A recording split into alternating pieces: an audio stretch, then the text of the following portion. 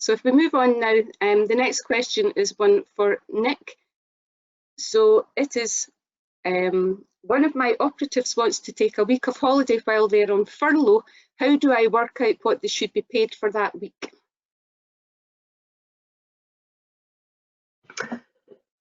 Okay, so assuming that the operative we're talking about is not salaried, for a person who's not salaried and where their earnings would tend to change from week to week, the way to work out what the value of a week of holiday for that person would be to count back 52 weeks. Now, it used to be 12 weeks, and that changed in April 2020, just there, as a result of the Good Work report. And so this means now that you would count back 52 weeks and then average out the total earnings from those 52 weeks. And that would let you arrive at an average week's pay, and which should be paid as the holiday total.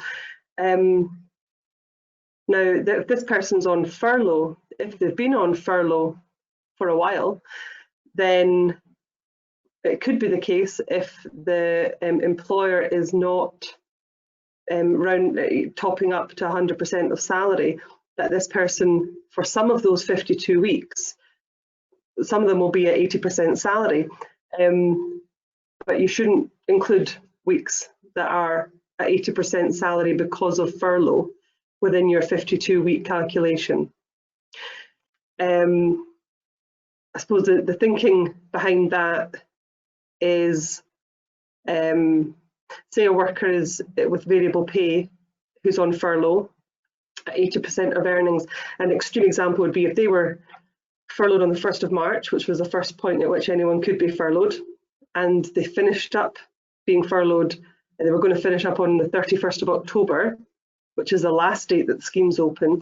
Say if they wanted to take a week's holiday in the last week of October, now usually before any of this happened, they would say they were earning £500 a week, and during their furlough period, earning £400 a week, 80%. If they're getting that last week of holiday in October, the employer has to count back 52 weeks. Now, 35 of those will be at the 400 mark, and only 17 will be at their usual earnings from before all this happened, at the 500 mark. So when you average that out, they would be getting paid for a week of holiday at about 85% of their usual earnings. Now, the underlying principle of the calculation of a week's holiday is that a worker should be paid roughly what they should have expected to receive if they'd gone to work that week. Now, challenges which could be associated, perhaps not as readily in this industry, but in other industries, challenges that could be associated with people trying to count in weeks of furlough into this calculation would be associated with discrimination against part-time workers. Now, part-time workers, that would also lead to indirect discrimination claims, discrimination against women, because women disproportionately make up a disproportionate amount of the part-time workers in the UK. But the idea generally is that every time a salaried worker takes a holiday while they're on furlough, they will receive the same amount as if they'd been at work, i.e., 100% of their pre-furlough earnings. But under the circumstances we were just talking about there, if a variable wage worker was to take a holiday at any point during the year after the started furlough, their holiday week payment would just get smaller and smaller by the week. And actually, up until our person there, who were thinking about 1st of March until 31st of October, they'd spend on furlough, they would be affected.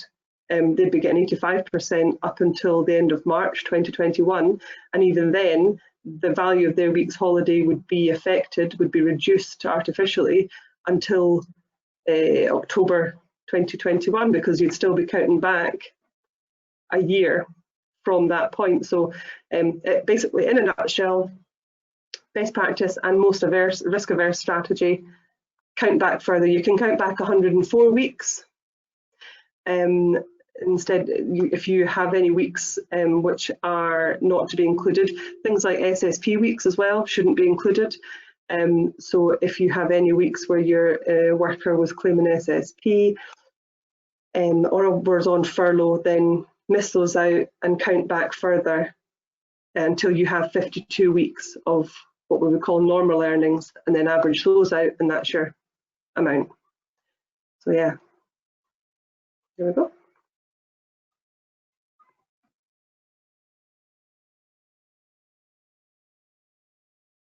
Thanks, Nick.